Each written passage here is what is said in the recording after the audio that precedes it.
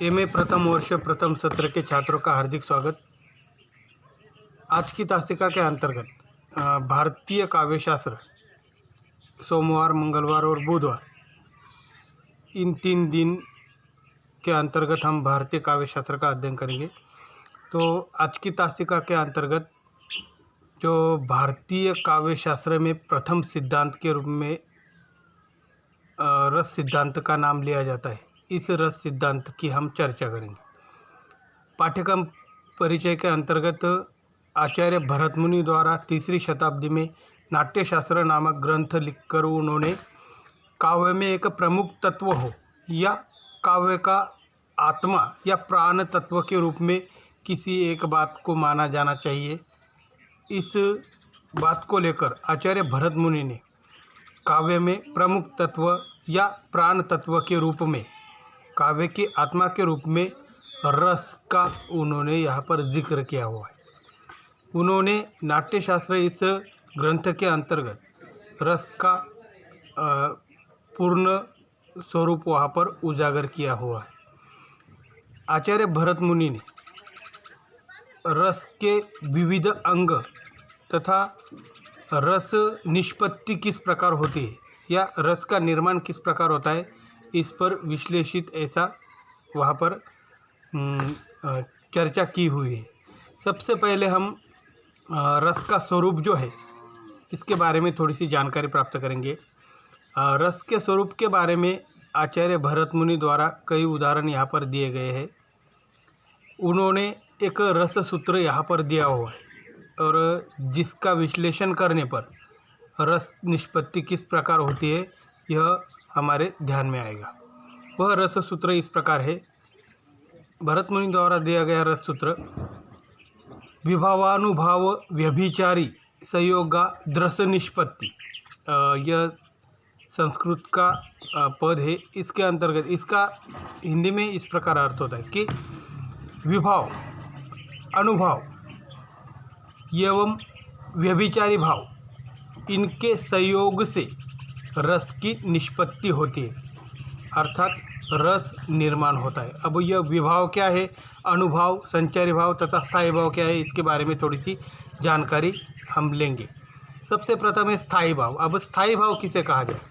स्थायी भाव जो है यह मनुष्य के मन में विकार या वासना के स्वरूप में नित्य रूप से विद्यमान रहते हैं, किंतु इन्हें जागृत होने के लिए कुछ ऐसी परिस्थितियां वहाँ पर घटित होनी चाहिए या फिर कुछ ऐसे प्रसंग वहाँ पर घटित होने चाहिए जिससे कि यह स्थायी भाव जागृत हो जाए। उदाहरण के स्वरूप में अब स्थायी भाव की जो संख्या है वह कुल 11 मानी जाती है, किंतु आचार्य भरतमुनि ने इनकी संख्या जो है वह 9 मानी है। आचार्य भरतमुनि के अनुसार रसराज श्रृंगार, रति नामक जो स्थायी भाव है इससे श्रृंगार रस की परिणति होती है, अर्थात रति नामक स्थायी भाव से श्रृंगार रस निकलता है। उसके बाद दूसरा जो स्थायी भाव माना है उन्होंने तो हास्य नामक स्थायी भाव है, जिससे हास्य रस की निर्मित होती है। तीसरा जो स्थायी भाव है वह है शोक, जिससे करुण रस की निर्मित होती है, अर्थात दुख। चौथा है क्रोध, क्रोध से रौद्र रस की निर्मित होती है। उसी प्रकार पांचवा जो है वह है उत्साह नामक स्थायी भाव, जिससे वीर रस का संचारण होता है। छठा जो है वह है भय, भय से भयानक नामक रस की निर्मित होती है। सातवां जो है जुगुप्सा, इसके लिए पर्यायवाची शब्द जो है वह घृणा हम ले सकते हैं, जिससे बीभत्स रस की निर्मित होती है। अगला जो है वह है अद्भुत, अद्भुत यह स्थायी भाव है जिससे आश्चर्य रस की निर्मित होती है। उसके बाद जो है वह है शांत, शांता नामक स्थायी भाव, जिससे निर्वेद नामक रस की निर्मित होती है। शांत जो है, शांत स्थायी भाव, ज़्यादातर साधु संत जो है भक्ति मार्गी, उनके काव्य में इस शांत रस का निर्वाह हुआ है, शांत जो स्थायी भाव है इसका। उसी प्रकार यह जितने स्थायी भाव है इनसे एक एक रस की वहाँ पर निष्पत्ति होती है। अब आचार्य भरतमुनि द्वारा दिया गया सूत्र कौन सा है, फिर से दोहराता हूँ, विभावानुभाव व्यभिचारी संयोगाद्रस निष्पत्ति, अर्थात स्थायी भाव, विभाव, अनुभाव एवं संचारी भाव, इनके संयोग से, इनके एकत्रित आने से रस की निर्मिति होती है। उदाहरण के तौर पर एक दोनों उदाहरण यहाँ पर मैं पेश करने वाला हूँ। एक उदाहरण ऐसा ले सकते हैं कि आपको मौसम के बदलते हुए तीनों ऋतुओं की जानकारी है। अब देखिए, सूखे का जो मौसम होता है, धूप का मौसम, मई या जून की बात हम करें तो मई या जून के बाद पहली बरसात होती है। सबने इसका अनुभव लिया होगा। तो देखिए, पहली बरसात के बाद एक ऐसी अनुभूति हमें प्राप्त होती है जिससे मन आह्लाद या फिर सुख की ऐसी प्राप्ति करता है। वह प्रसंग ऐसा होता है कि पहले बरसात का पानी जब आसमान से बूंदें टपक कर ज़मीन की मिट्टी से मिलती है, घुल मिल जाती है, तो मिट्टी से एक सौंधी सौंधी ऐसी सुगंध वहाँ पर निर्माण होती है। अब प्रश्न यह उपस्थित होता है कि मिट्टी में वह गंध पहले से ही होती है या फिर बरसात का जो पानी होता है उसका उस मिट्टी के साथ एकत्रित हो जाने पर उसकी निष्पत्ति होती है। तो यहाँ पर हम कह सकते हैं कि मिट्टी में वह गंध पहले से ही मौजूद होती है, किंतु जब बरसात का पानी उस मिट्टी से घुल मिल जाता है तब उसमें से वह सौंधी सौंधी सुगंध जो है वह बाहर निकलती है। और रस दशा इसी प्रकार की होती है।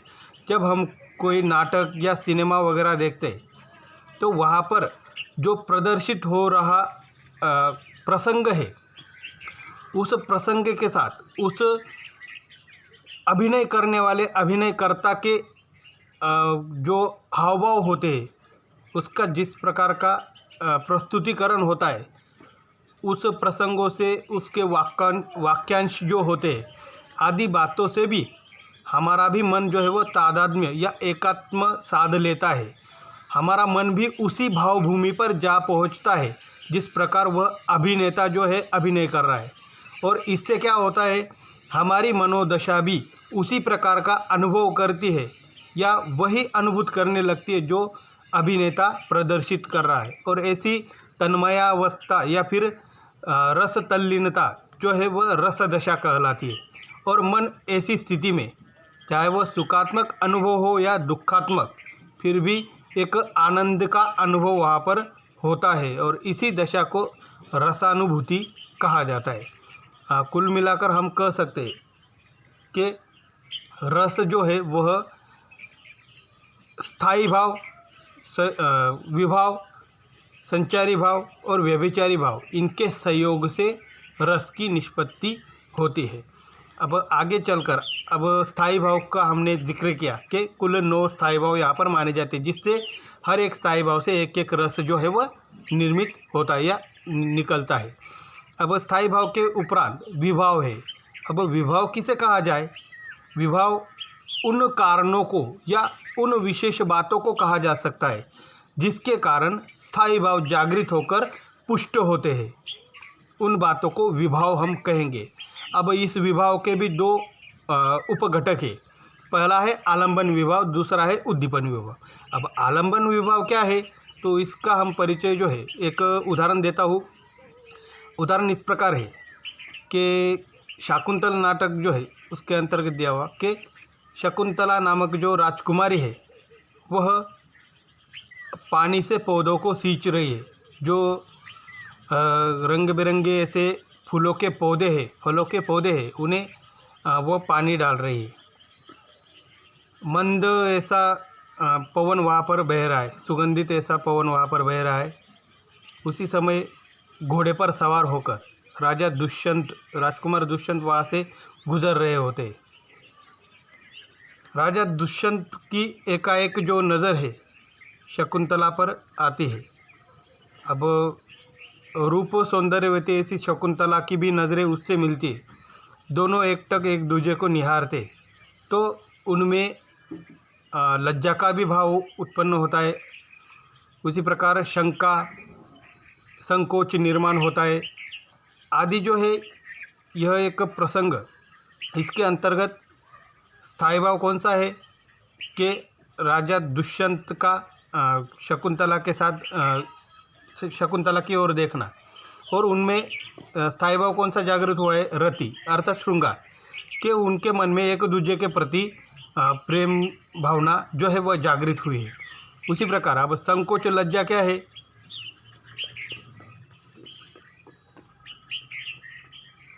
संकोच जो है वह नायिका के मन में अर्थात शकुंतला के मन में संकोच इस बात से कि यह अपरिचित है, किंतु वह उसकी ओर पहले तो शंका या लज्जा उपस्थित होती है, किंतु वह उसकी ओर फिर से देखती। यह क्या है कि उसके मन में जो रति नामक स्थायी भाव जागृत हुआ है, जिससे श्रृंगार रस की परिणति हुई है, तो उसके कारण वह दोबारा उसकी ओर देखती है। यह जो उदाहरण है इसका विश्लेषित वर्णन हम जब फलक पर पढ़ाऊँगा मैं श्याम पटल पर, तब विस्तार से यह समझाऊँगा, क्योंकि यह समझने के बाद इस उदाहरण द्वारा स्थायी भाव क्या है, विभाव, आलंबन उद्दीपन विभाव क्या है, व्यभिचारी भाव क्या है, संचारी भाव क्या है, यह सारी बातें जो विस्तार से फलक के सहारे ही समझाई जा सकती। तो यह एक संक्षिप्त में परिचय दे रहा हूँ मैं कि एक दूसरे की ओर देखना, संकोच निर्माण होना, श्रृंगार रस निर्माण होना, यह क्या है? एक प्रकार से वहाँ पर रस रूप में परिणित हो रहा है सारा। तो उसी प्रकार अन्य कुछ उदाहरण यहाँ पर भरत मुनि ने दिए हुए कि रस की निर्मिति या रस का स्वरूप आखिर किस प्रकार होता है, इसे समझाने के लिए विस्तार से यहाँ पर विश्लेषण किया हुआ है। अब विभाव के अंतर्गत आलंबन विभाव जो है संक्षिप्त में कहूँगा आगे चलकर, क्योंकि समय यहाँ पर बहुत सारा हो चुका है, जानकारी जो है वो सेंड नहीं हो पाती है फिर, क्योंकि यहाँ पर 12 MB तक की मर्यादा दी हुई है। तो देखिए विभाव के अंतर्गत आलंबन विभाव। अब आलंबन विभाव जो है उसे ध्यान में लीजिए कि आलंबन विभाव जो है जो नायक होता है या नायिका होती है, उनके अंतर्गत जो बातें हैं मन में उठने वाली, उनके बारे में यह आलंबन विभाव होता है। और उद्दीपन विभाव जो है वह प्राकृतिक या बाह्य घटक जो है यह जब सहायभूत होते हैं और इन मन में जागृत स्थायी भाव को पुष्ट करने के लिए वह सहायक सिद्ध होते हैं, तब उन्हें उद्दीपन विभाव के अंतर्गत माना जाता है। उसके बाद है व्यभिचारी भाव। अब व्यभिचारी भाव क्या है? व्यभिचार करना अर्थात इंगित करना या अंग विक्षेपण करना, अर्थात इशारा करके जो संकेत दिए जाते हैं, इससे यह व्यभिचारी भाव जो है वह जागृत होते हैं, जैसे कि हाथ हिलाना या फिर गर्दन झुकाना, आंखें मिचकाना आदि बातें। तो यह क्या है? व्यभिचारी भाव के अंतर्गत आते हैं। कुल मिलाकर स्थायी भाव, विभाव, अनुभाव और संचारी भाव, इनका संक्षिप्त परिचय जो है यहाँ पर हमने प्राप्त किया। अगली तासिका में बाकी जो रस के स्वरूप के अंतर्गत आने वाली बातें, उनका परिचय हम अगली तासिका में प्राप्त करेंगे।